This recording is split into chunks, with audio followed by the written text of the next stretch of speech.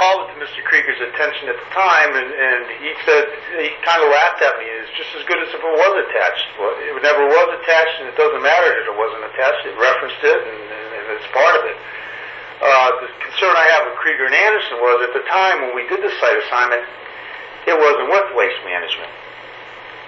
Being the largest, they might have had business dealings with Waste Management at the time. These behemoths don't spin around on a dime. And when after I talked to the Board of Health, they came up with $700 from the Finance Committee to get an opinion from Kreiger and Anderson about my assertions, which are correct. My brother told me that Kreiger wasn't going to handle it. One of his associates was. In fact, they got a letter via fax from this associate telling them how they could change it. They had to have a hearing, and I was told there was something else in there that he didn't understand. Bear in mind, this was an executive session, and it's on the weekend, and I'm at my brother's house, and he has a copy of this. I said, David, what are you doing with this? This is an executive session. He said, well, I gave him $700. I wanted to see what I'm paying for.